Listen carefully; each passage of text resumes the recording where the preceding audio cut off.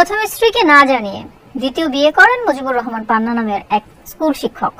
বিয়ের পর তাদের তালাকও হয়ে যায়, কিন্তু তালাক দেওয়া স্ত্রীর সঙ্গে নিয়মিত যোগাযোগ রাখতেন পান্না। জ্যামিতি বক্সের কম্পাসের আঘাতেই জীবন গেল স্কুল শিক্ষক মুজিবুর রহমান পান্নার। কলেজ পড়ুয়া ছেলে মারুফ আহমেদ রাব্বি এলোপাতারি বুকে আঘাত করায় মাটিতে লুটিয়ে পড়েন তিনি। বাবার দ্বিতীয় বিয়ে এবং মায়ের উপর হওয়া অত্যাচার মেনে নিতে না পেরে এমন কাণ্ড ঘটান রাব্বি। সবাই তারা ভালো বলছে, কিন্তু ওই দ্বিতীয় বিয়েটা করার কারণে বাড়িতে ঝগড়া গাজ্জা এগুলোই হইতো, সমস্যাটা তার। ছেলের হাতে বাবার এই মৃত্যুর ঘটনাটি ঘটেছে ময়মনসিংহের ভালুকা উপজেলার পূর্ব ভালুকার কোনাপাড়া এলাকায়। নিহত মুজিবুর রহমান পান্না ওই এলাকার মৃত সালামত শেখের ছেলে। তিনি স্থানীয় মির্কা হাসিনা বানু উচ্চ বিদ্যালয়ের সিনিয়র সহকারী শিক্ষক হিসেবে কর্মরত ছিলেন। আর অভিযুক্ত রাব্বি মুজিবুর রহমান পান্নার প্রথম স্ত্রীর সন্তান।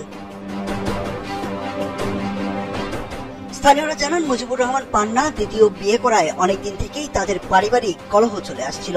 দ্বিতীয় স্ত্রীকে তালাক দেওয়ার পরেও সেখানে যাতায়াত থাকায় ক্ষুব্ধ ছেলে ঝগড়ার এক পর্যায়ে বাবাকে আঘাত করে, আর এতেই তার মৃত্যু হয়।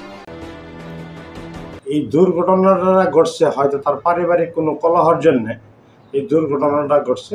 আমি আশা করব আইন শৃঙ্খলা বাহিনী সঠিক তদন্ত করে সঠিক ন্যায় বিচার পাওয়া দেওয়ার জন্য আমি তাদেরকে আহ্বান করব এবং অনুরোধ করব যাতে সঠিক বিচারটা তারা পায়।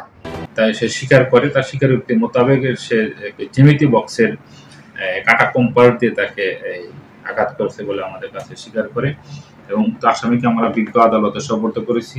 সে তার দোষ স্বীকার করেছে। তো ঘটনায় নিহতের স্ত্রী রোকেয়া বাদী হয়ে অভিযোগ দায়ের করলে মামলা রুজু হয়েছে। স্থানীয়রা বলছেন, পারিবারিক কলহ যে হত্যা পর্যন্ত গড়াবে তা কেউই ভাবতে পারে।